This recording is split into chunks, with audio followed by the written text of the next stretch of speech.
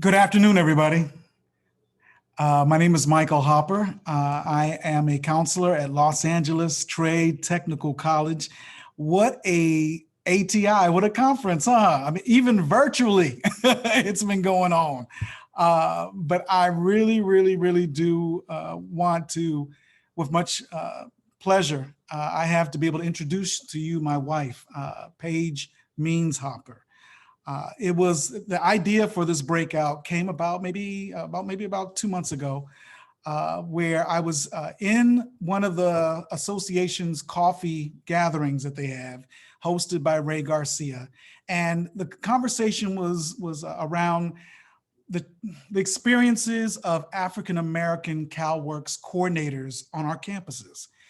And the more the conversation was taking place, the more I realized, I think Payge's work might be beneficial to us.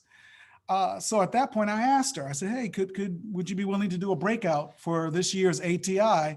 Because it just sounds like everything that's taking place in our association, it would be a great fit. It would be very beneficial. So my wife has been, over the past 20 years, she has been researching, studying, writing, experiencing issues and topics that are related to healing the wounds of American slavery.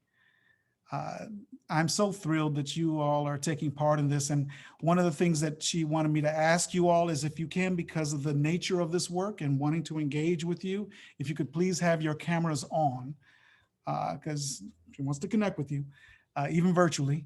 And the other is, if you, as questions or thoughts come to your mind, if you could please enter them into the chat, so that as we, towards the end of the session, we can have time for questions, answers, and feelings, because a lot's going to come up, which is understandably. She's asking, please, if you can, as it comes to your heart and your mind, please type it into the chat. So with that, I want to introduce to you all my wife, who I'm so proud of, Miss Payge Means Hopper. Payge Means Hopper.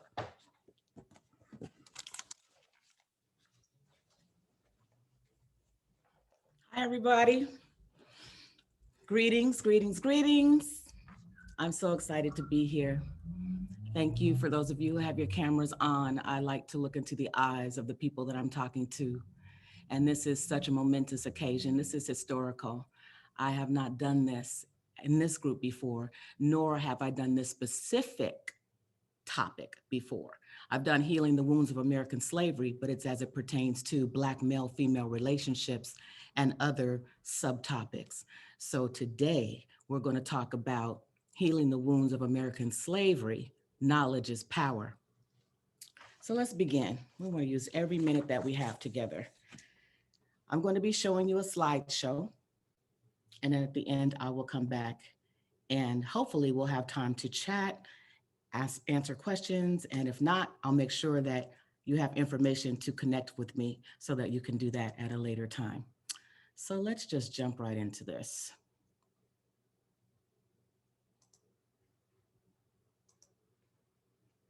If you can see my screen, say ho.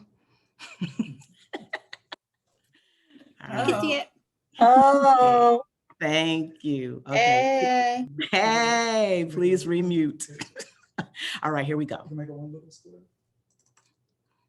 One little square for you. Yes, one little square. My husband's reminding me. Is that right? Or is this right? That's fine. That's somebody else in there. I'll just do it like this. That's fine. We're not going to sweat the small stuff today.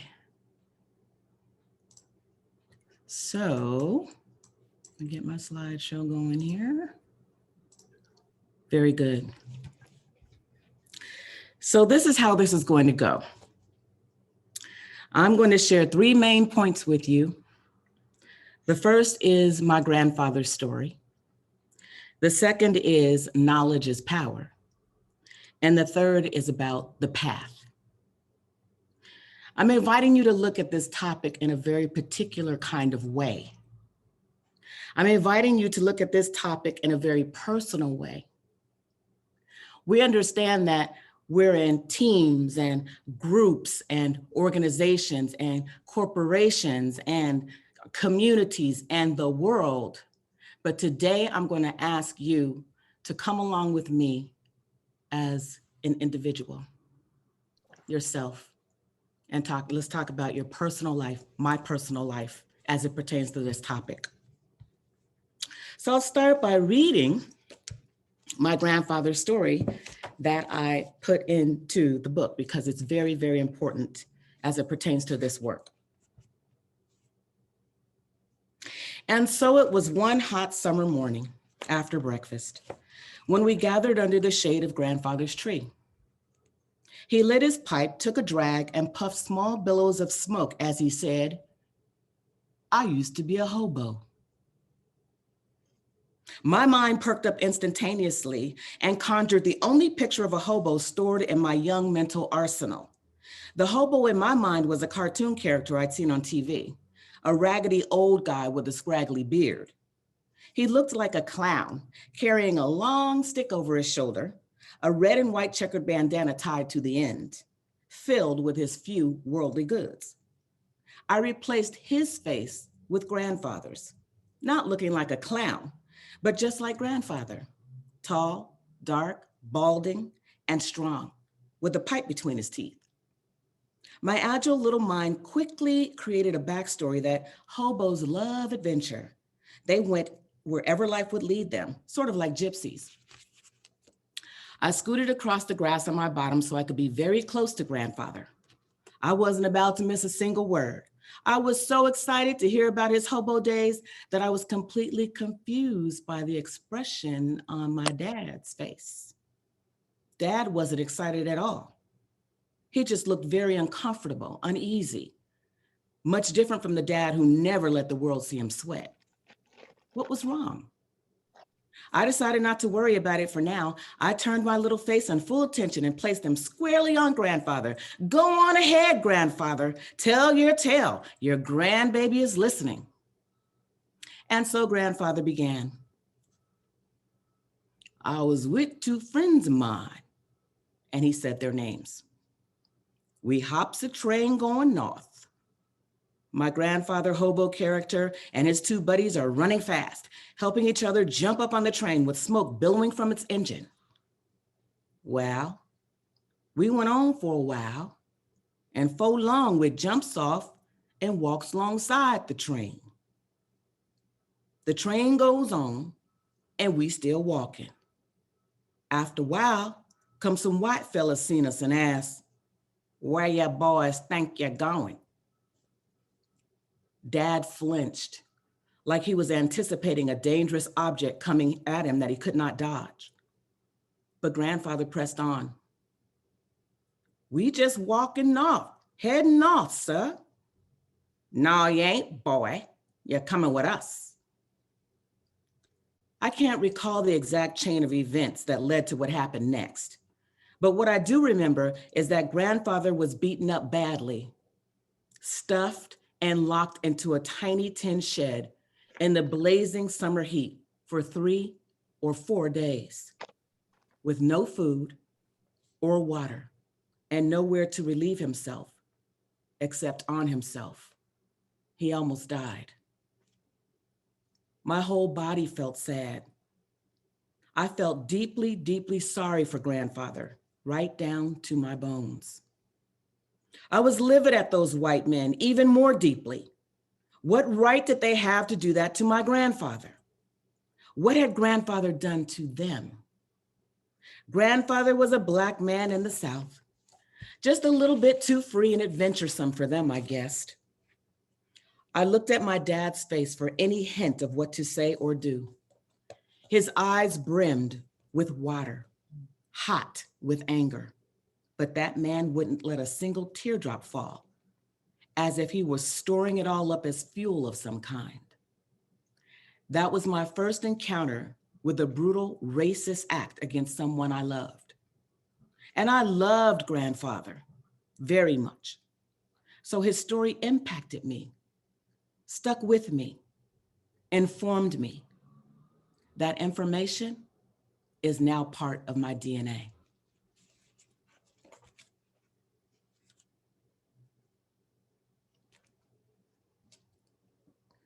Have you ever heard stories from relatives or others that stuck with you like that, imprinted on you, perhaps imprinted on your DNA, like grandfather's story imprinted on me? Something happened to me that day. And no doubt something similar has happened to you.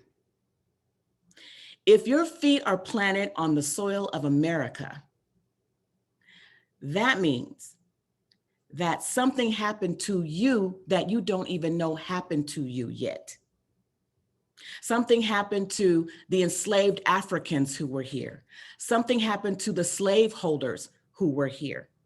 And that information has passed down to the generations we see on planet Earth now. But there's been no real resolution.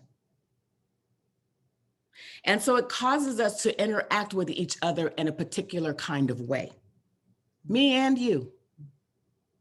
The imprinting affects us whether we know it or not, whether we believe it or not, or whether we're just flat out in denial about it. We behave in certain patterns and we behave in particular kinds of ways. Grandfather's imprinting happened to me in person as a child, but our ancestors' imprinting occurs through a phenomenon called epigenetics. My entire book is based on 3 epigenetic episodes that occurred with me. I tell exactly 2 of those episodes in the book and exactly what occurred. Science is catching up to us now, but when this first happened to me, I thought I was crazy. Essentially, what epigenetics is it is the study or the phenomenon of one generation passing down memories, trauma, and occurrences from a past generation to the next generation. Knowledge is power. I'm going to read to you from page 54. Knowledge is power. Knowledge is power, yet the law says no slave shall learn to read. You know this, but you find an old book and attempt to make your way through a line or two, to teach yourself to decode it. You begin to pick through this strange alphabet, one painstaking syllable at a time, carefully sounding each letter out, forming a few small words like the, to, from. But over time, you know you'll master this language. For now, you tuck your new tool away safely, but soon your hiding place is discovered. You are caught. And as an example to the others, overseer takes you to the clearing between the cabins, places your hand on a stump, and swings his axe violently, severing a finger. You'll never get caught again, but you will read.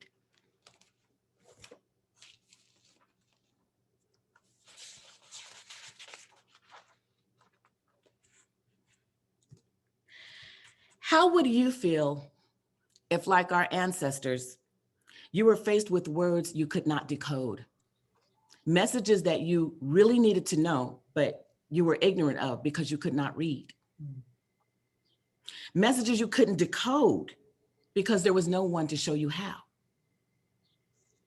Imagine it's similar to the same overwhelm, frustration, disempowerment students feel when they arrive on a college campus, documents to fill out, people to go, places to see, and some of them welcoming, some of them not. Or the way counselors and educators and administrators and faculty feel when they want to help, but they're stopped by certain blockages. I'm going to ask you to do an activity with me. I hope that you have a piece of paper and a pen. I'll give you a chance to grab that in case you don't have it. Imagine you're in an enslaved family. You're in a cabin. It's the night before someone in that cabin is about to be sold. A father, mother, sister, brother, cousin, auntie, friend, you. And the family is busy about the business of trying to concoct a road pass. They're trying to figure out how they're going to write a road pass for that person so that that person can escape to freedom before they are sold. The family is frantic. They know that they only have a little while before daylight, and they don't have the tools. They're disempowered, but they're still trying to figure it out. I'm going to ask you to take 2 minutes to decode the message on the next slide. And like that enslaved family, the goal is freedom.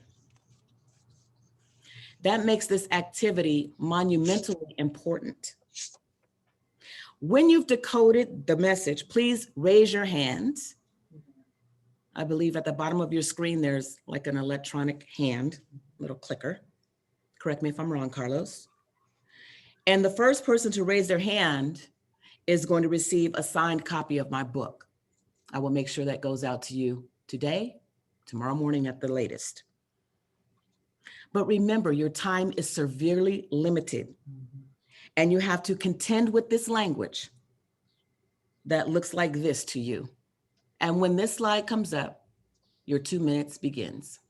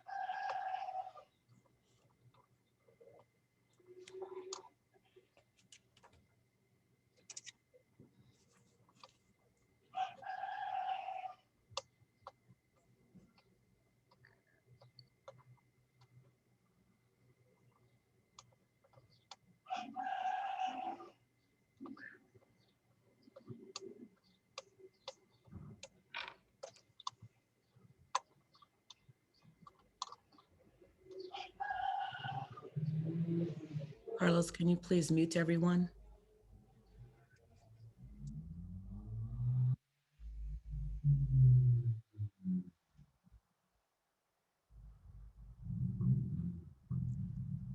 "30 seconds remaining."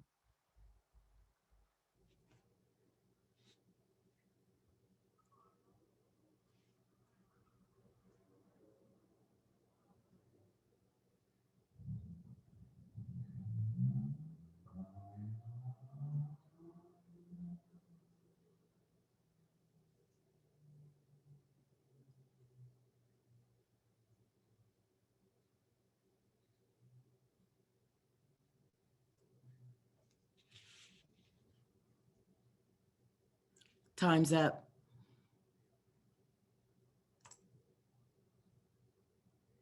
Carlos, did anyone raise their hand? I did not see any hands raised. How frustrating is that? You do have some people that said they got it. Ah, okay. And did they raise their hand? In the chat. Oh, in the chat, okay. So Michael, Carlos, here's the first one. Michelle Robinson. Michelle Robinson? Hillel, I'm sorry, Hillel Wallace was first. Hillel Wallace? Mhm. Can you please unmute yourself and tell us what the message says? Can you hear me? Yes, I can. Courage is the answer as we take this journey together. That's exactly right. Courage is the answer as we take this journey together. Please make sure that Carlos has your information or that you get his email and you can send it through email to him. I would love to send you a signed copy of my book. Congratulations, Michelle. Thank you so much. Thank you so much.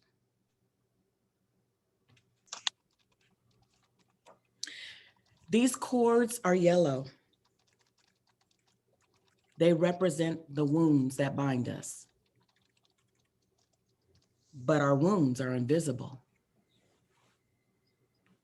Fear, self-hatred, despair, shame, frustration, disempowerment, helplessness, hopelessness, rage, anger, lack of trust, weariness, scattered and unfocused thinking. This list goes on and on. There's a list, an index of these wounds and more in the book. People are telling us to just be positive, reach for your goals, get it together. But what if the person has never even set a goal? What if they don't even know what a goal is? What if the person that has been sent to help them is powerless to help them because they don't really understand what's going on with this person, why they can't get it together, figure it out, or just pull themselves up by the bootstraps? What if we're here to help, but yet we're struggling with our own wounds to be able to reach this person? What if we don't really understand the reason for the difficulties and the behaviors and the attitudes that we're challenged with in our jobs every day because we don't know that these wounds are even there, they're invisible, even to the person who's carrying the wounds.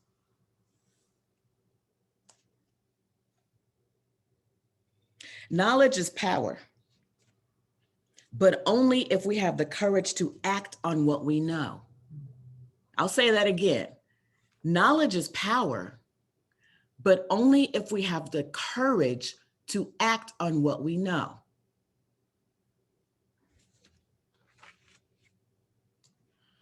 I want to talk to you a little bit about the path. Because how can I bring you this information and open up this conversation to you without also bringing you some answers? Now, the answers are as individual as the individual taking this path, but there is a blueprint as to how to go about getting on the path. And the first answer is just like, was Michelle? Courage. She said, courage is the answer as we take this journey together. So there's good news in that, in both, there's two pieces of good news in that. The first piece of good news is that it only takes courage. And courage can be learned. Courage can be sought after. The other is that we're taking the journey together. Because like I said, if you live in America, if your feet have ever hit the soil of America, you are involved.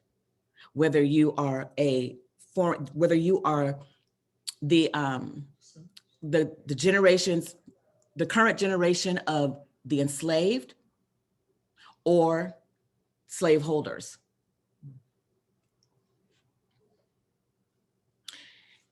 This book is the manifestation of my action. Remember, knowledge is nothing if you don't take action, and it takes courage to take action. This book took me a long time to write, a long time. Why? Not because I'm not a great writer, but because I had to live what I was writing about. As I was writing, I thought a lot about Harriet Tubman.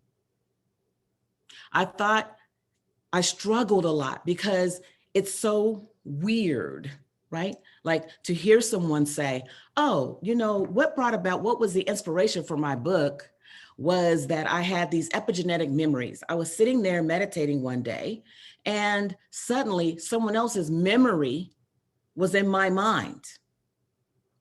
And not only the memory, but what came with the memory were all five senses: taste, touch, smell, all of them. They were there. I was sitting in a chair with high heels on, right? But I felt barefooted and as if my feet were on red Southern dirt, warm red Southern dirt. I smelled field cotton, but I had never been to a field cotton, never smelled field cotton in my life. I'm from Oakland, California. There are no fields of cotton in Oakland. But this is what I felt. This is what I experienced. And there are others that I've heard say that this same type of thing has happened to them. So if someone else's life is playing itself out in our generation, our past ancestors' lives are playing out through our DNA, then that's something that it's empowering to know. And I feel blessed to know it, because now that I know it, I understand it. And when I understand it, I can do something about it. But there are so many times, there are millions of people on the planet who will never have an epigenetic memory. There are millions of people on the planet who will never understand what those invisible cords are that are holding themselves and others back. There are so many people who don't understand how to connect the dots between the past and what's happening now. But now you know. And you only know, you're only beginning to know. Perhaps you know more than I think you know. I don't know. We'll know once we get the Q&A or discussion going. But I just want to say that change comes by one voice. The one whose voice is courageous enough, the one who's courageous enough to use their voice to stand in the face of opposition. When we as individuals come into a team, a group, an organization, a corporation, I've done this message lots of times, healing the wounds of American slavery. I've presented it to 15-year-olds in a high school classroom, all the way to 190-year-old and everyone in between. And the thing is this, they understand now that it takes courage to be that person to stand up in a group setting, whether that be, like I said, an organization, a corporation, a team, a church, wherever you are, and know that you know the truth. Know that you have an answer. Know that you can innovate the situation. You can bring innovation to the situation and change what's occurring, even though you have a whole sea of dissenters. You're faced with a whole sea of dissenters. When I understand who I'm talking to right now. I'm talking to myself, but I'm also talking to you. And all of us in this room are service-oriented. We're helpers, we're nurturers. We like to help people. When we come to a situation, we like to bring our knowledge, our education, our gifts, our talents to bear to support people to get to their next level. How does it feel when we know that we have the answer? We know that we have another path. We know we have another way, and yet we're blocked by our own wounds, or we're blocked by someone else's wounds. Each idea starts with an individual. I was thinking about this before I came on. The idea of slavery, where did that come from? It came from one individual. I'm talking specifically about American slavery right now. Somebody had to pipe up and say, look, we need to go somewhere and get some people to come over here and work this land.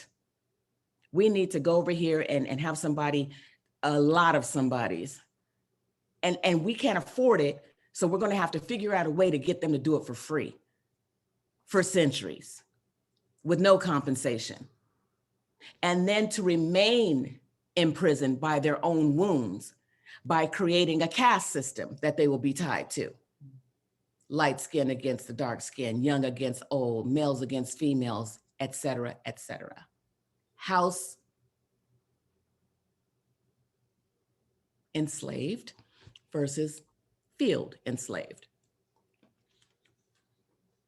If you're finding it difficult to break through to students at times, having a hard time getting to the roots of their challenges, or you are that student finding it hard to get through, navigate the maze of some people who are here to be helpful, some people who are here to just make it through this gauntlet and retire.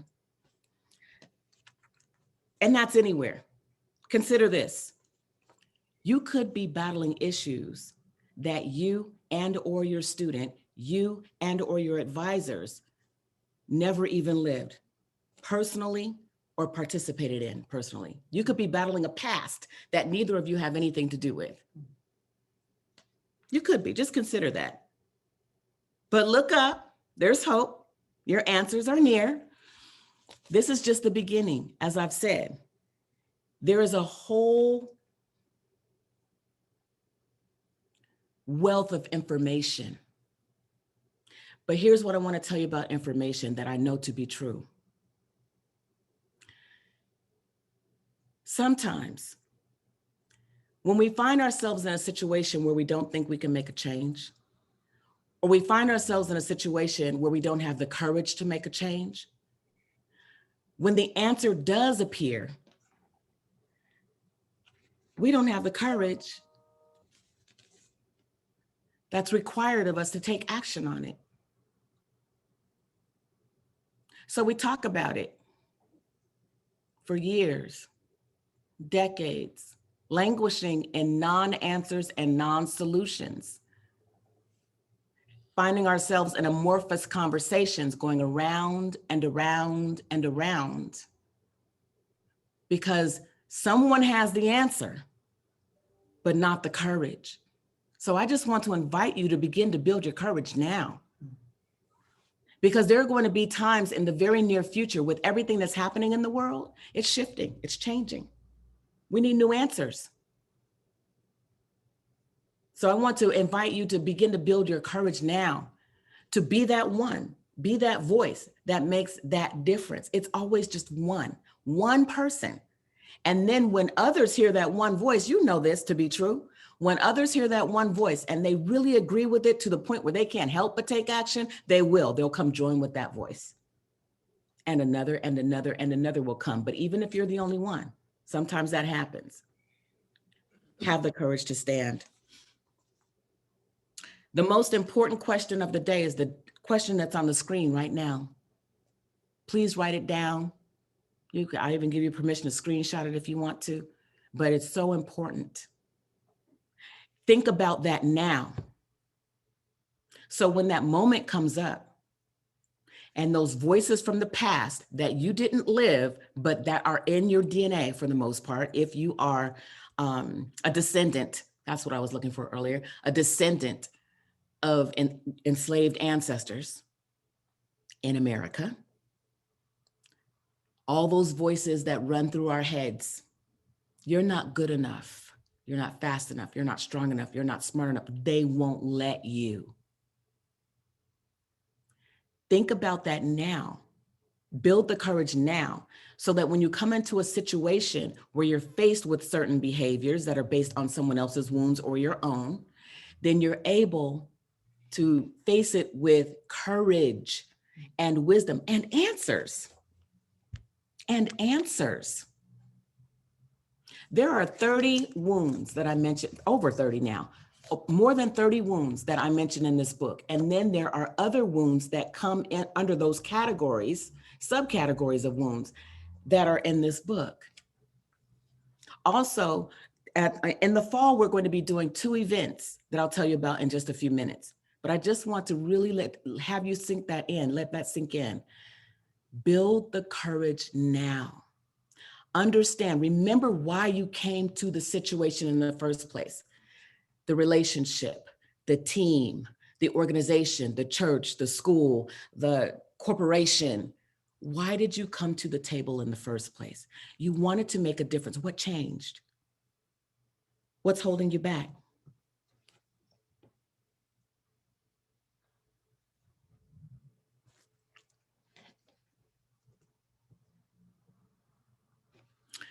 To order the book, you can go to www.htwas.com and click the book. You will not find it on Amazon. You will not find it at Barnes & Noble. You will not find it anywhere else because we started our own publishing company.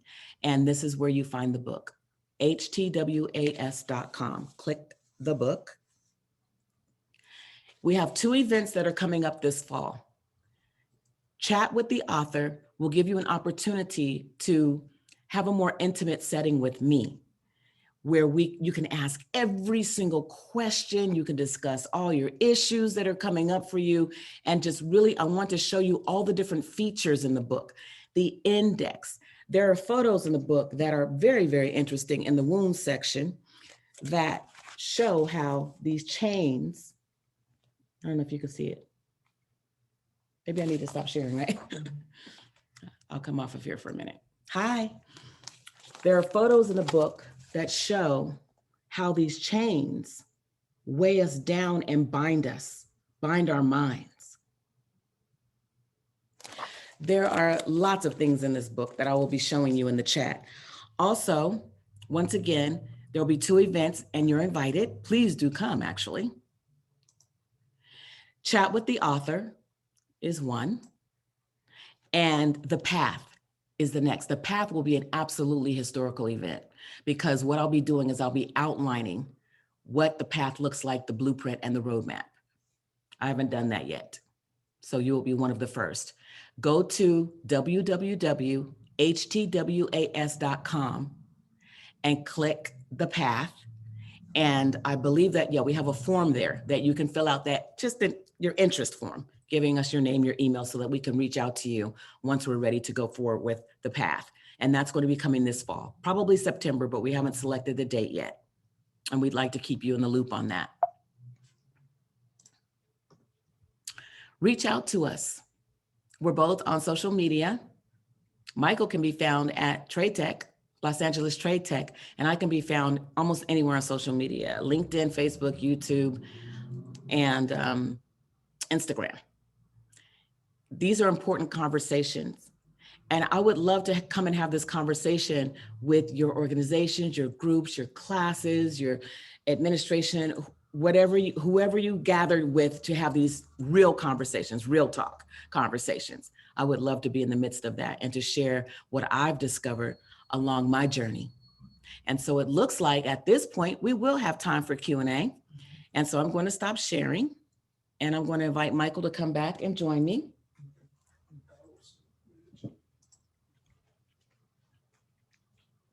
Thank you for your attention. Thank you. And Carlos, you have some questions for us. Comments? Thoughts?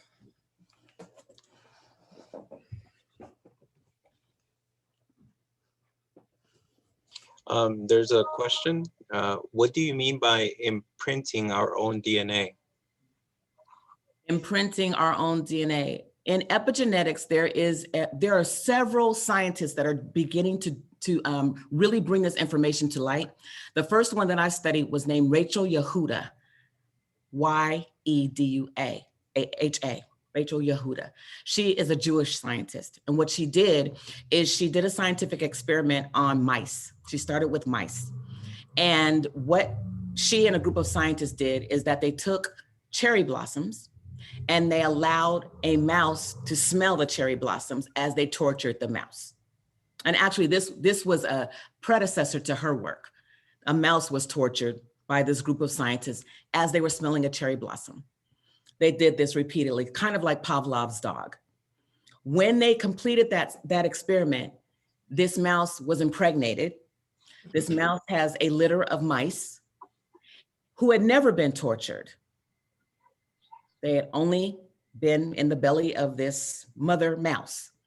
Once they were born and became of a certain age, they started to let them smell the cherry blossoms periodically. And every time these mice smelled the cherry blossom, they would go frantic and they would be afraid, terrified. And they were making the connection, like what just happened? And exactly what happened to me is what happened to these mice. That imprintation or that imprinting of that trauma ended up in the DNA of these mice. Rachel Yehuda went on to do an experiment with Holocaust victims and their progeny. And what she discovered is that when she went in to examine the DNA,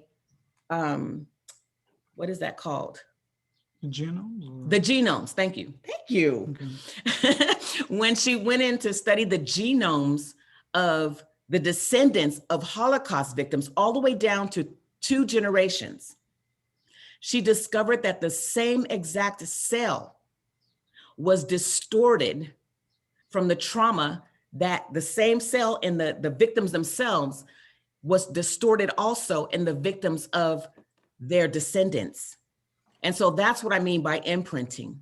I hope that answers your question, but if not, please, ask it again. Or And if you think about it, everybody, we know this as educators and what we've been seeing, but even just as people, when it comes down to whatever the mother's experiencing when she's pregnant, you think about this, right? Conversations. To be mindful of really nurturing and valuing and taking care of those moms when they're pregnant, because if they're going through trauma, stress and certain things, it could be passed on to their child. Their babies. Mm-hmm. And where the child never went through the trauma, but yet and still they're still carrying out certain behavior patterns, certain traits that maybe did not necessarily need to happen if it wasn't based on the environment and the stresses that took place with the mom. So and as you do your research and look, it's getting out there more and more to validate whatnot, but it starts to make the connection. Yes, epigenetics. But even down to the science, to the cellular level. To the cellular. Can it also be expanded to even slavery, where the pressure of being in a ship, coming over, the pressure of departing, breaking families away. We have, and also slave patrols, where we now, I've never been to jail before, but when I see a police officer behind me, I get nervous. Yes. And so and I would even make a right turn just to see if he's following me or not, right? And so, and I think genetically, and also from experience that we're receiving, and genetically, we have this pressure. And if you look at the Black community, now my parents are from Cuba, they're Afro-Cuban, so the same type of stress, wherever land we have, and I would say the same thing for Native American indigenous people, would have the same type of stress at times, where we are slammed, so to speak, with all these negative actions that have happened to us as a people, and now it resonates even through our health, because blood pressure, the variety of different things that happens, and we react to it, Yes. And so something like you said earlier, sometimes we don't even know what we are reacting to or acting, but when we do have that knowledge, we should move on it, but most of the time we don't know. Right. And so that's where it comes of a discovery of ourselves and who we are as a people. And but I've been a big fan of the Hoppers for a long time. So I thank you for this workshop, and thank you for this book, and I love both of you guys. You guys are doing a great job. You're fantastic. And let me just address what you were asking. I have a personal story about how this shows up and by experience. Michael and I went to the library. I love the library. There's stories about me in the library all over the place. You're so welcome, everyone who's saying thank you. We went to the library, downtown library, and we decided to park at Trade Tech and get on a metro train. And I had not done it before. We had just gotten to LA. Let's do it, right? I'm a Bay Area baby. We have BART, Bay Area Rapid Transit. I was like, let's see how this compares. So we get on the train, and at some point, the train goes underground. And when the train went underground, I felt dizzy. I felt like I couldn't breathe. And I felt like someone must have seeped some sort of invisible poisonous gas into our car. And I turned to Michael, and I'm grabbing him, and I'm looking at him to see if he's also panicking, if he's feeling this. And Michael's just like he is now, just cool as a cucumber. And I am like really panicking. I'm looking around at everyone else to see what's going on with everyone, because they must be experiencing the same thing that I am. Somebody's done something to this car. And everyone's just chatting and talking and going on their day, laughing and joking like there's nothing happening. I'm getting mad because nobody else is paying attention to what's going on. So what I discovered after that occurrence is that I had never been claustrophobic. But when I started doing this work and all this stuff starts surfacing, now I'm suddenly claustrophobic. We went to a theater. A movie theater, a couple of different movie theaters. I'm a big, huge movie fan. We go to the theater and all of a sudden, the minute the lights go down, I'm panicking. And so I started to do more work to look to see, where is this coming from? And what I discovered is that I was having trauma from being in the belly, from my ancestors' trauma of being in the belly of the slave ships. How this came to me is how it came to me. How it comes to each of you will be how it comes to you. But this is the blueprint, because I can tell you other experiences, like you're saying about the police. You know, when we really look, and if you've done any historical research, you know that today's police system is built on overseers and patty rollers. If we really did an in-depth search, I can almost guarantee you, just based on what I know, my experience and my research, I can almost guarantee you that a lot of these men and women who are in these police departments now, causing this trauma, killing, destroying Black families, communities, killing, just literally murdering, I bet they have that in their blood, in their family bloodline. Some. I'm Yeah, not saying that's all. all. I'm not Some. saying all. I'm saying the ones who are creating that kind of havoc. Yeah. Either that or something else. But yeah. The sheriff badge itself, if you look historically, if you look at it, the sheriff badge itself is similar to the slave patrol badges. That's right. So yeah. That's right. I saw that recently. Thank you for bringing it up. Okay. We have any other questions, Carlos? Or comments or thoughts? Yes, you have a question from Edwin. It asks, what about the second of the 10 commandments? Okay. Edwin, you want to come on and tell us what that is? So yeah, if you look at the 10 commandments, commandment number 2, I think is don't have any other gods before the true God. And so when I heard about epigenetics, it was a few years back, that was the first thing that came to my mind, because these scientists who were doing research in this area found that the effects of the trauma, like you talked about in the mice, extended to the 3rd and 4th generation. And that's exactly what God says in the 2nd commandment, that he will visit his punishments to the 2nd and 3rd and 4th generation of those that hate him. Right. Well, I was wondering if you had any comment on that. I have lots to say about that. He just jumped on Blam. He just went like to the back of the book. You must have been like one of those front row students. No, but seriously, Wow. Yeah. I do discuss that for sure in depth. Yeah. In absolute depth. And I would love for you to show up at the chat and the path, because you're onto something that most other people are just not onto. And it's that awareness that brings more knowledge, so that when these things do occur, like what Ray was saying, you know, there are a lot of people who have told me that, you know, when they experience police officers, and also, so yes, you're onto something, to answer your question.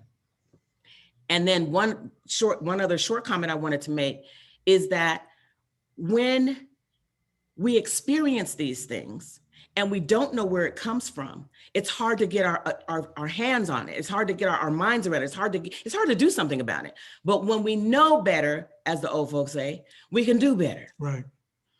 But yes, we are going to need to do some in-depth. Yeah, I've noticed. I mean, I remember at the age of 6, starting to have certain kinds of feelings that I couldn't explain where they were coming from. And I would have insight into certain things. And I was once talking, maybe about 3 or 4 years ago, I was talking with my older sister, about 4 years older than me. She was telling me that, yeah, we noticed that quality in you, and you are just like our great aunt so-and-so, you know, she was the same way. And it's like you're a carbon copy of her. You can sense things. And I think that a lot of people, they mischaracterize this as having intuition or insight when really it's the epigenetics that are, it's peeping through at different points. Yeah, they're opponents to epigenetics Yes. who don't believe that this happened, but it happened to me. And it not only happened once, but it happened 3 times, clearly, just completely, just as clear as a bell. And there's no denying it. And I wrote down everything I experienced, everything I felt, everything I saw, all of it. And that is the catalyst for what brought this book into existence, was that epigenetic memory. So I believe you. I know it's true. It's popping up. I know it's for true. different people. And now it's starting to pop up. If you go to you TED said. Talks on YouTube, you'll find people talking about it. And they still don't have quite the grasp on it that I cover in the book. They have an idea of what it is. They're looking at it from a very scientific perspective, but this is very personal to me. And apparently to you also. Thank you for those shares. I think we could take one more, two more. Two more, yeah. No further questions, just a couple comments. Alicia Smith, thank you for sharing. This was an eye-opening workshop. It can help families start having talks about their history. Knowing our past can help us in the future and also heal. Adenta Smith, thank you for this very deep conversation workshop. I can't wait to order and receive the book. Crystal Wachelle, incredible. Lavora Mathis Payne, thank you for this insight. Very informative. Thank you. And thank you all for being here. Thank you for your wonderful comments. And I really look forward to seeing some of you in our future workshops. This is a very, very important, critical topic. I'll just go into one brief thing before we close. Yesterday, we had the verdict come down about Derek Chauvin. And he was obviously charged on all, he was charged on all 3. He was found guilty on all 3 charges. God, my brain. He was found guilty on all 3 charges. And I saw people in jubilation, joy, excitement. Nothing wrong with that, except that because of our wounds, I believe that we were just happy that we didn't have to experience the agony and the pain and the confusion and the rage and the anger and all of those wounds that normally arouse every time we scroll down our screen every day and see life after life taken, death, murder, and no one being held responsible. Justice would be that George Floyd is still here. Justice was not actually served.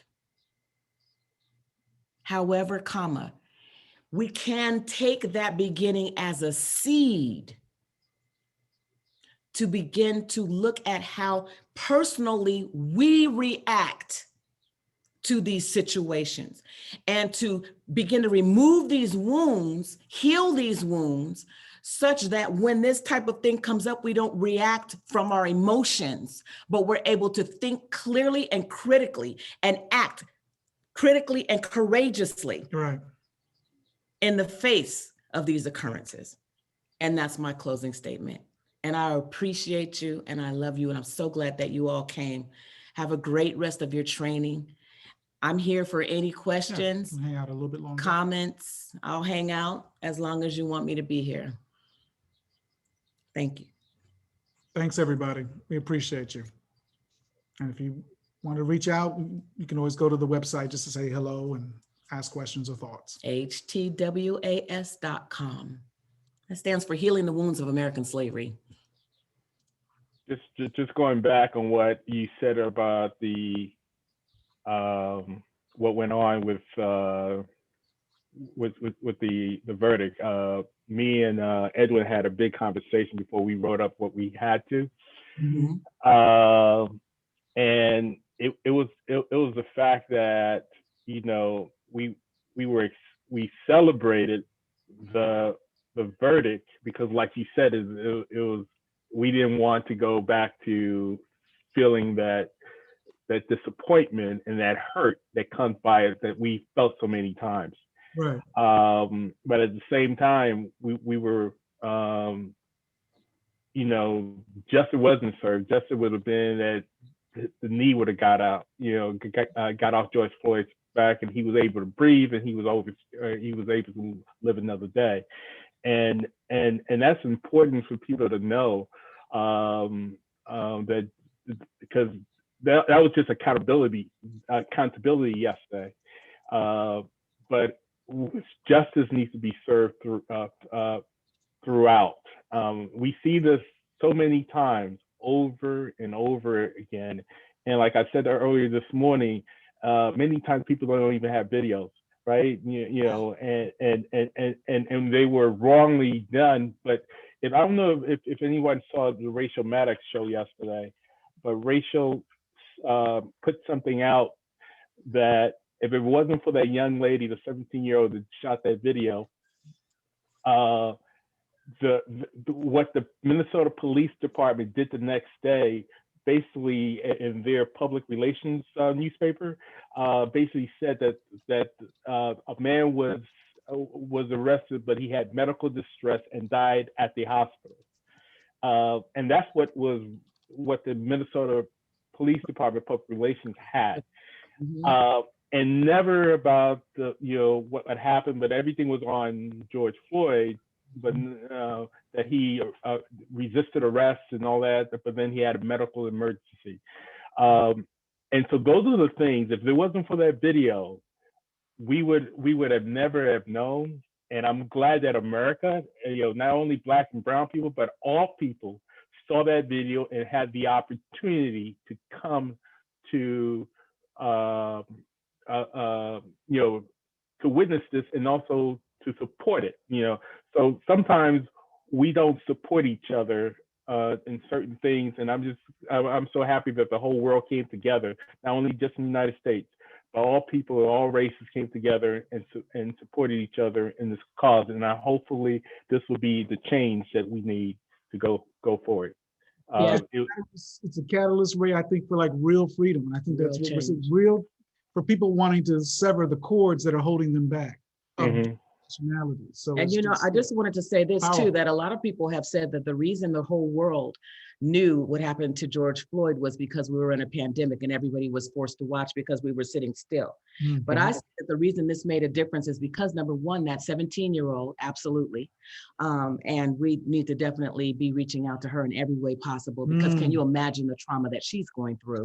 Also, because George Floyd himself was narrating for us his own murder, his own death, bit by bit, exactly what was happening to his body, exactly every thought that had not occurred before. And so as we are gathered under this proverbial lynching tree all together, because it was the pandemic, what's happening is that it's playing out in slow motion and it's being narrated.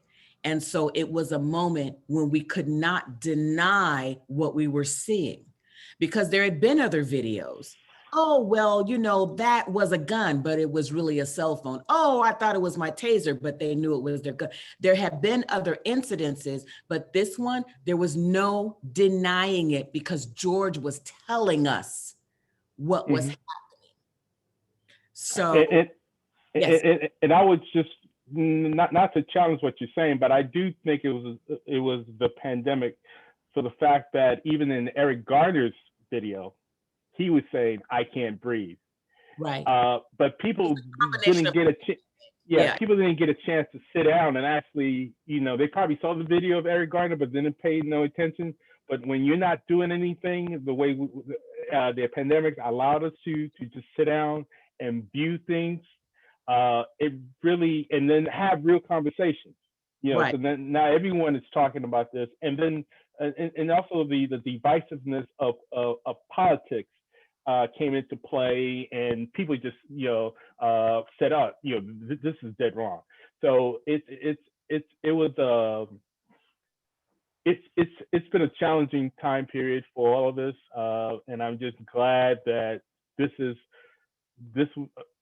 I hate to say, but hopefully this will be a stepping stone to something fruitful. Right. That one life was sacrificed, but it was something fruitful would come out of this for everyone, for the whole humankind. So thank you again, and I'll let you guys go. Take care. Yes. All right. Take care of yourself. Uh-huh. Yes. Jill, you had a question? Oh, you were saying goodbye. Okay. Bye, Jill. Bye. Good to see you, Ms. Shalita. Anyone else have a question, comment? Yeah, I just wanted to say briefly that I think you're right. It seems like there's a momentum building that I've never witnessed in my life, and it's building towards the truth. And people are going to have to make a decision whether they're going to accept the truth or they're going to accept some other explanation, you know, that the media is trying to put out there. George Floyd actually, you know, first he said he couldn't breathe.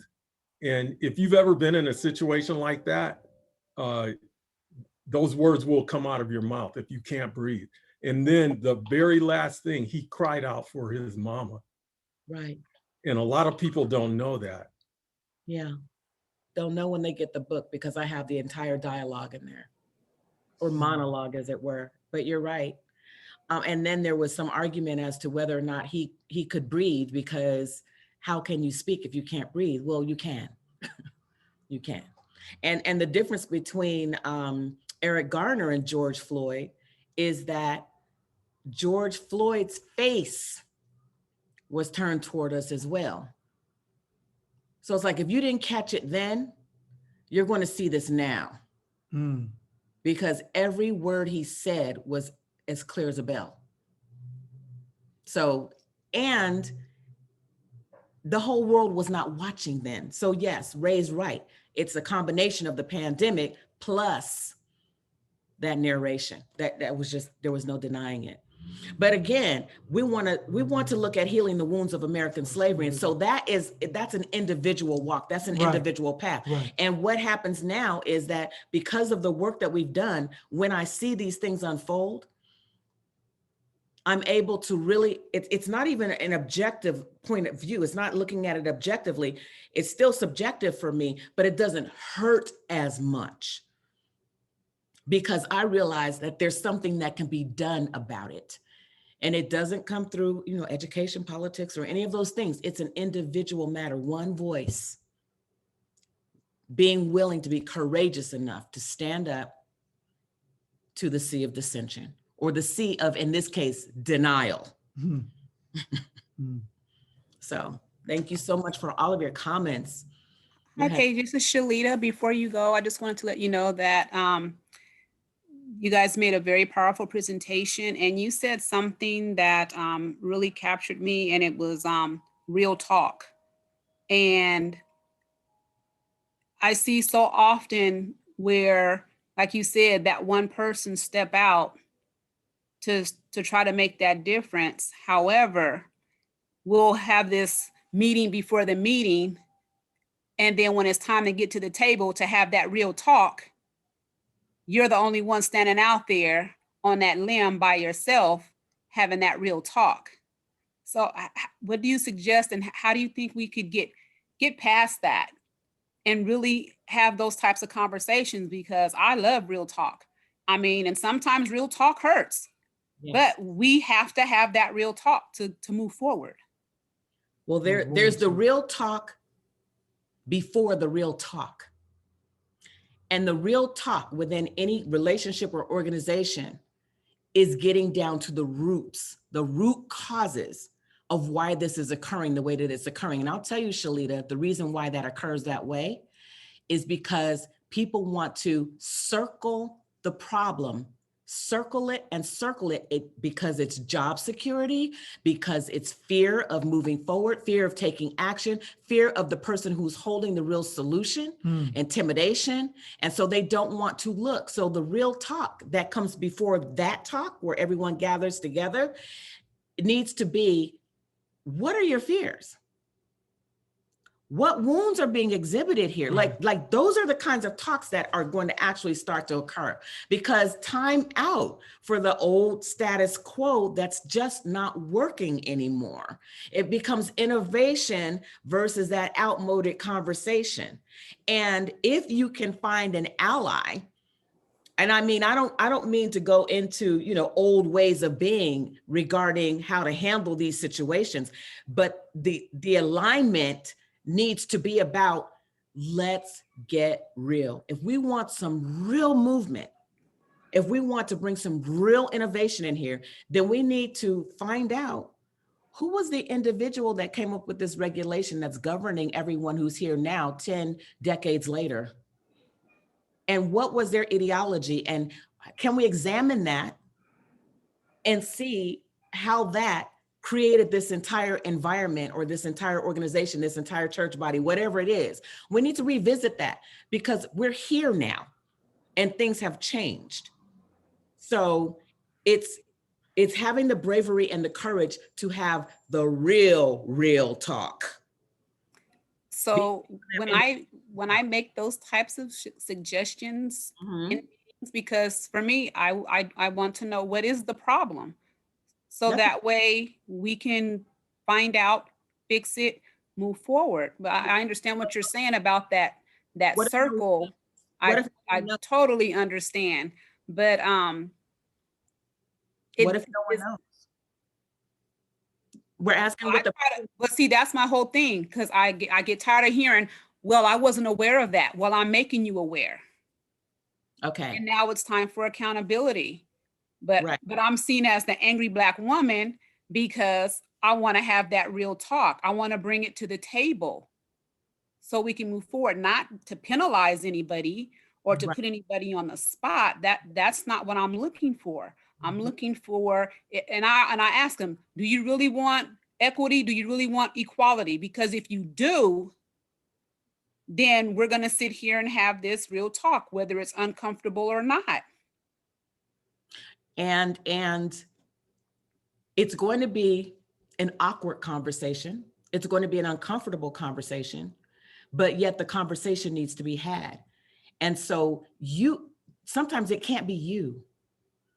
Even though you're the voice behind the innovation, you're the voice behind wanting to move forward. You're the courageous one who steps up.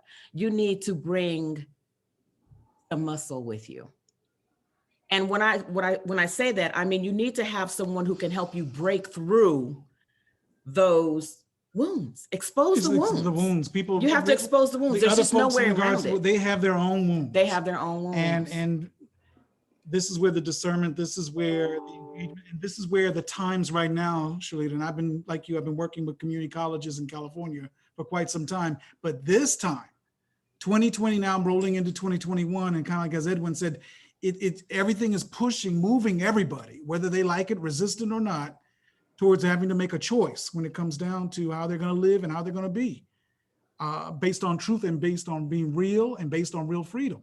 And there are those where maybe they may not have been your ally on your campus 3 years ago, but the times are moving them forward.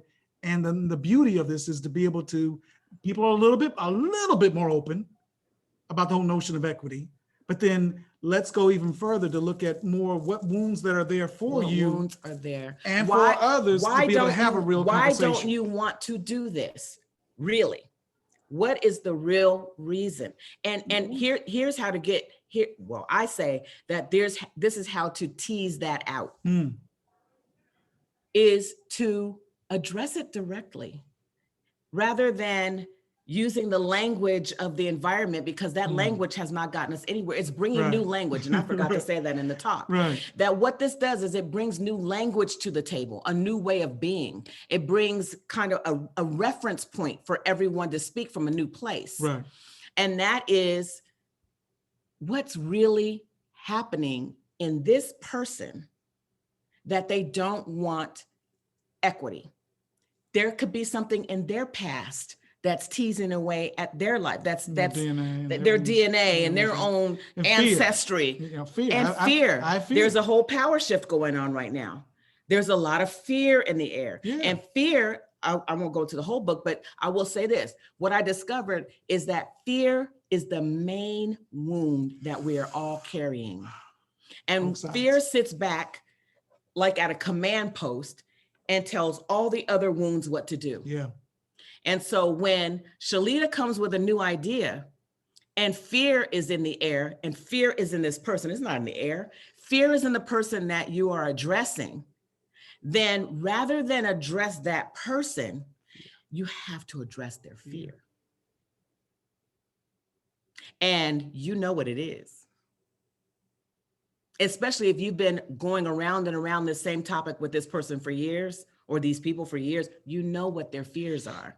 But that's the part that takes courage. It's not the stepping up. Yeah, that does take a certain level of courage, but the biggest courage is in being willing to speak to that person's fear rather than that person over and over and over again. Could it be so-and-so? And I'm just asking, I'm just inquiring, could it possibly be? And actually, let me ask you a question. What is your fear? Not what's the problem. We don't want to talk about the problem. The problem, we can go round and around that problem all day. But if we target that person's fear, what is the fear? What's your, I'm honestly asking, inquiring, I really want to know. And this isn't in front of everyone else. This is over coffee. This is, at lunch. This is someplace like that. The talk before the real talk before the real talk. What's your real fear? Just between you and I. This never has to come out in any room that we're ever in together. But I get that we're always in frustration with each other about this. We keep going around and around. What's your real fear about it?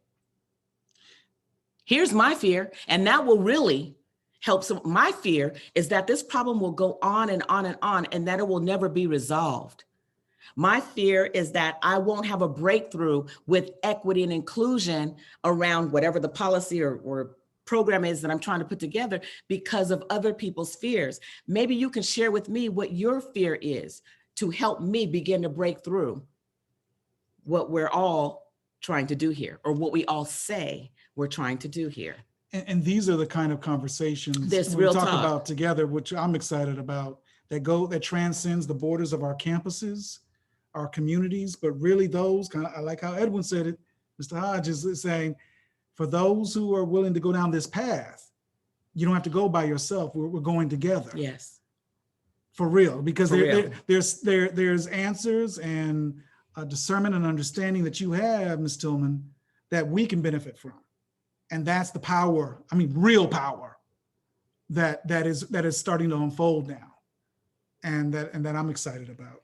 So know that we definitely want to stay in communication with you, ma'am. Oh, most definitely. I would love that. And you know what too, Shalita? Let me tell you a secret. When you address these wounds as what they really are, I promise you, they have no choice but to either expose themselves and acquiesce, or you'll see when the denial comes up. You'll see, and you'll know where you are, and you'll know where you stand. Address it as the foundation of the conversation. Address the wounds as the foundation of the conversation. And you don't have to say, I went to a workshop, I learned about wounds, and I'm going to address fear now. It doesn't work, it doesn't work like that. But on the other hand, it kind of does. It's, hey, you know what? I just want to have a real talk conversation with you about what wounds you might be experiencing, what might be coming up for you. And we don't have to wait till September. You don't have to wait. We go along the way. But I know, out of respect of everybody's time, yes. I know we're over, and I know there's another activity that we have going forward with the conference that we all need to join. Okay, yes, because there's some other things that I would like to discuss. Yes. That's real deep about all of this, the conversations that have been going on. So yes, we will be in contact. Yes, for sure. For sure. We would love to have those conversations with you. Thank you. Bye. Okay, thank you. Your comments. Thank you, Carlos. Thank you, Carlos. So much for being such an excellent Zoom room captain. So you go do that same kind of chat.